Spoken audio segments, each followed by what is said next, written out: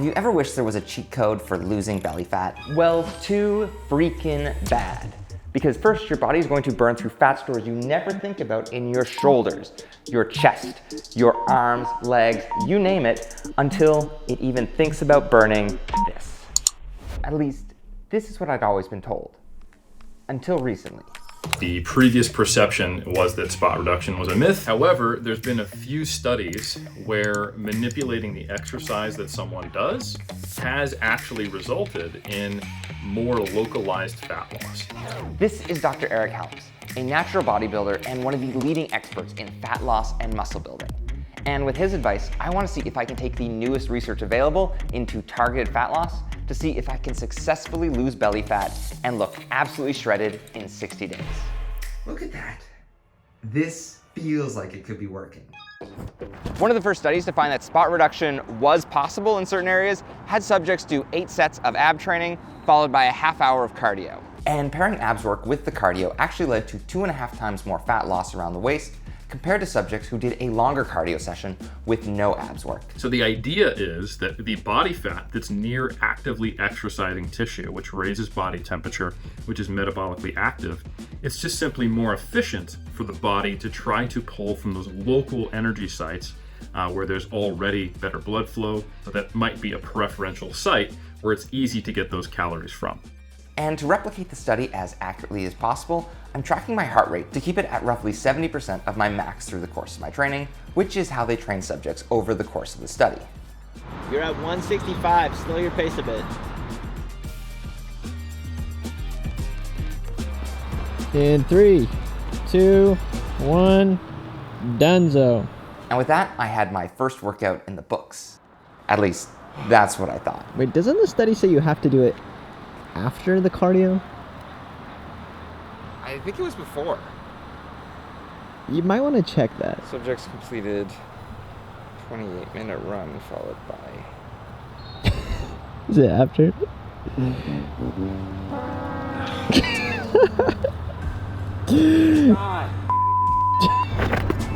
At this point, I should probably explain why I'm putting so much effort into something that was long considered to be impossible.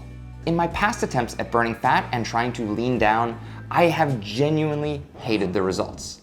This is me 2 years ago at the lowest weight I have been since I was in college, and I had lost size through my shoulders and arms, and while I had great visibility over my upper abs, if I moved my arms down, I still had a full pocket of lower belly fat that wasn't burned off. So I wasn't even close to getting the six-pack I wanted. So this time, I want to see if I can take a smarter approach to my training and actually be satisfied with the results. In addition to taking my day 1 weight and getting a DEXA scan, I also had Cam take measurements of my waist, shoulders, and arms so that as I'm losing weight through this program, I should have a really clear idea of exactly where that fat loss is coming from. All I have to do now is stick with the plan and see if it works. To replicate the protocols of the study, I'll be doing various forms of cardio for exactly 27 minutes before my abs workout. But instead of doing regular crunches as I did on day 1, in order to see if I can actually target my lower belly fat, I'll be prioritizing exercises that target specifically my lower abs, mainly reverse crunches, which I'll be making even more challenging with the addition of an abs mat to increase the stretch on my lower abs. And this allows me to adjust the difficulty of my training based on how much I straighten my legs, with bent knees at 90 degrees being the easiest, all the way to straight leg reverse crunches, which took me to failure after just 6 reps. So full leg extensions suck. I failed on rep 6, and my goal is to be able to do 10, so I got a long way to go. And with my training protocols in place, I'll be completing these cardio and ab sessions 3 days each week for the next 60 days. As intriguing as I think the results from this study are, I want to be clear, I am still treating spot reduction as this kind of extra benefit I could hopefully get out of following these protocols, and all of the basic rules for losing fat still apply. Starting, of course, with tracking my calories to make sure I am in a calorie deficit, and of course, following all the steps I need to ensure I am preserving muscle so my body is burning fat and hopefully only fat. The best proxy for is how quickly are you losing weight. And faster than say 0.5 to 1% of your body mass per week is about the fastest you want to go. Faster than that, and you do risk losing muscle mass.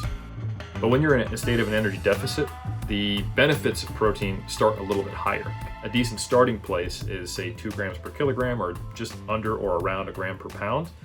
However, the most powerful tool you have to make sure that what you're losing is primarily fat is not in the kitchen. It is the resistance training. And by pairing my strength training with my calorie and protein targets, I started seeing weight loss at pretty much the exact rate I was supposed to.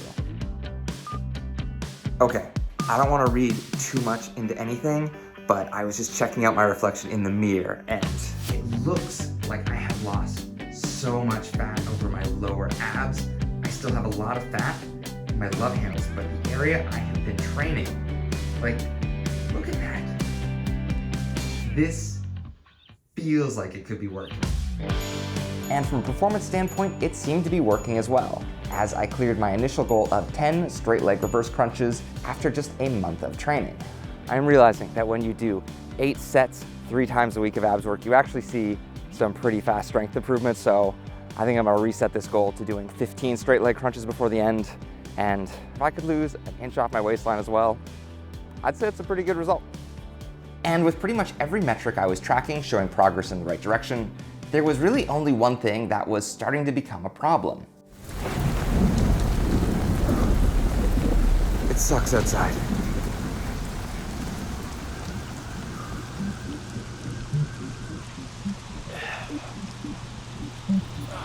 Dude, how bad does my back look? Ooh, yeah, like you're around your shoulders here. That is crazy. Can you feel that? Yes. Ugh. As the weather is just getting worse outside, it is getting harder and harder for me to do my cardio sessions and then just 2 minutes later be right into an abs workout. So fortunately, the team at Crossrope have sent me these ropeless jump rope connections, but I have never tried doing a ropeless jump rope session before, so I am going to put on a heart rate monitor, test my heart to see if I can still get it up for the purposes of my training. So we will see how that works, but if it does, this will be a major solution to keep me from having to go back outside.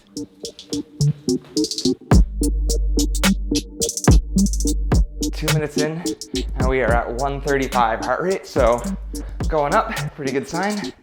Still not high enough though. And while there was some adjustment to the feel of skipping with the ropeless, the effect on my cardio was basically identical.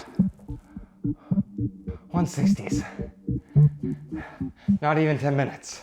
And with a proven way to get my cardio and abs training done at home, I had a clear solution for how I would train for the rest of this challenge. And I am down another 2 pounds on the scale. What I still have waited to find out is just how much all of this training has actually improved my overall strength from doing just so much volume with abs training. So today, I'm gonna do a little competition with this guy. All right, the challenge is gonna be simple. We are doing hanging leg raises from the monkey bars, knees straight, legs at 90 degrees. The first person whose legs drop below that point is out.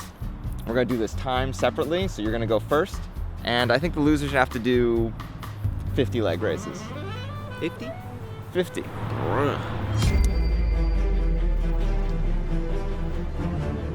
Time. Damn, your flexibility is terrible. Keep them past 90, keep them past 90, 25, keep them up. Stop speaking. 30 seconds.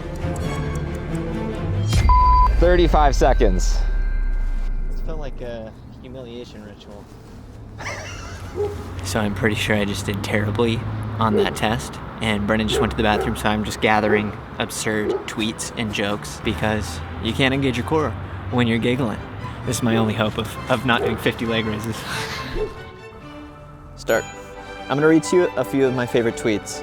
No. Call me by your name too, but this time it's a chick. No condom forever, or whatever Black Panther said. I bet getting caramelized feels so good for the onion.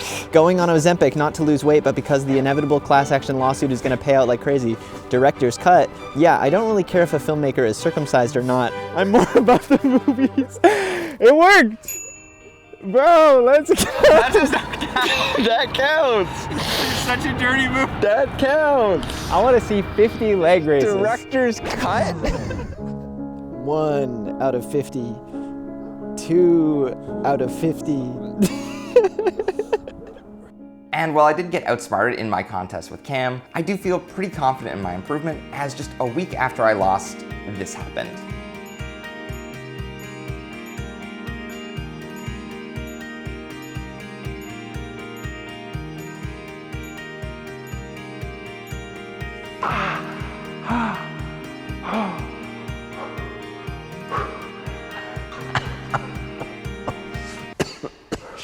"57 days, and I knew it was gonna happen today. I have been seeing my reps progressively go up week after week. All the while I have been dropping on the scale, so all of this makes me feel so excited to see how I've finally done."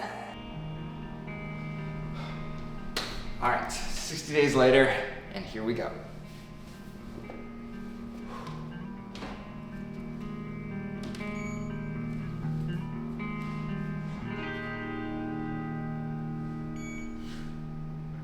I am almost 10 pounds lighter.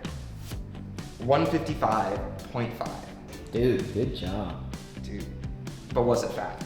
And to answer that question, it was time to remeasure my arms, shoulders, and lower belly to determine exactly how my body's changed. With my arms coming in still at 14 inches, while my shoulders actually got wider by ½ an inch. And finally my waistline, going down from 33.5 inches on day 1, down to 32? That's crazy. All right, that's a good sign. And when I completed my second DEXA scan, my body fat dropped from 25.8 down to 22.9%. And for reference, this was me at the end of my bulk 2.5 months ago, and what I look like today. So even though the evidence supporting spot reduction is still relatively limited and new, there is absolutely no downside to trying this yourself if you want to see if you can get that marginal difference from where your body will lose fat.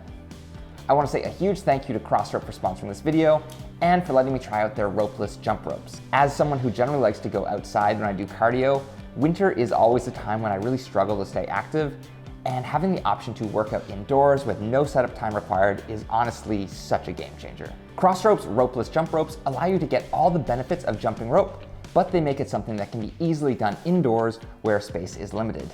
It even means I can get in my cardio while I'm watching a basketball game, which is honestly such a win. Like all CrossRope products, they come with adaptable weighted ropes that you can easily swap between if you want to train for speed or for strength. And with the purchase of any CrossRope product, you'll also get access to the CrossRope app, which features over 2,000 follow-along workouts, including their 30-day abs and cardio program.